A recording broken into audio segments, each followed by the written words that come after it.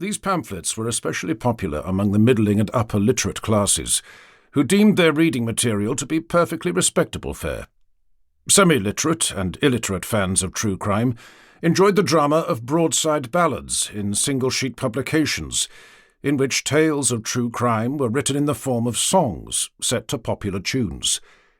It was not unusual for inns and alehouses to cover their walls with true crime broadside ballad sheets, ready and waiting for any semi-literate drinkers who wanted to entertain and inform their fellow patrons with the latest murder news. True crime was popular not only because it titillated audiences with exceedingly gruesome tales, it also provoked in its readers powerful emotional responses and no small measure of moral outrage. Reading about shocking crimes and exercising one's indignation has long been a popular pastime. True crime publications were more than news sheets describing the details of murder. They also sought to provide moral and religious instruction, along with occasional practical advice to fearful citizens who were keen to avoid becoming victims of crime themselves. More than anything, however, the early moderns were drawn to true crime narratives because they touched upon fears tucked away in the darkest corners of their hearts. These are dreadful events that happen to other people. May they never happen to us. The true tales of murder that feature in this audiobook cover a period of some 200 years, from approximately 1500 to 1700. It was a time that encompassed the rise and fall of the houses of the Tudors and the Stuarts, the English Civil War, the Protectorate, the Restoration, and the Glorious Revolution.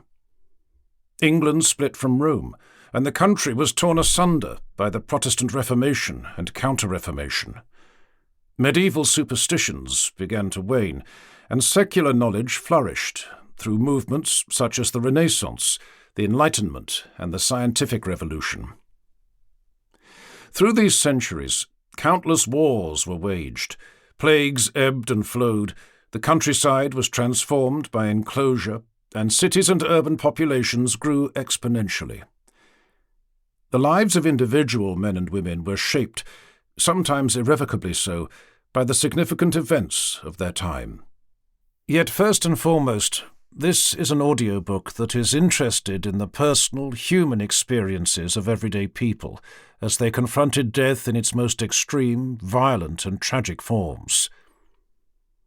Through the surviving historical records, we can step into crime scenes from hundreds of years ago, examine clues and objects left behind, and hear the voices of victims, families, witnesses, and perpetrators as they navigated the crises that had devastated their lives.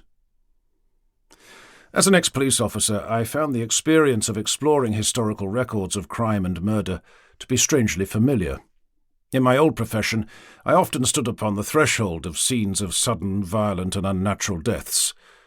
Walking into those scenes, I felt myself passing from the role of spectator to active player in the story of a complete stranger's death. They would never know me, but perhaps I would come to discover a little about them as I entered into their private space, touched their personal effects, and inspected their body. On the whole, I examined scenes of sudden death through the lens of professional training, but I couldn't help be moved on a personal level by the remaining artifacts of an everyday life now gone. An unfinished paperback novel on the bedside table, last night's dishes waiting to be washed up, or a well-worn pair of shoes with the backs flattened by years of hurried use. It was not only the mystery of sudden death that fascinated me, but all the details of life that remained in its wake. Just such artifacts are also present in historical records, and while we shall never know the people written about in those documents, we nonetheless can be moved by the small details of their lives that remain after death. The Bow Street Runners, founded in 1749, are often credited as the first professional police force in Britain. This did not mean that prior to the 18th century Britain was a lawless land. From the Middle Ages, there existed a number of sophisticated law enforcement agencies and courts that maintained law and order, investigated crimes and punished criminals.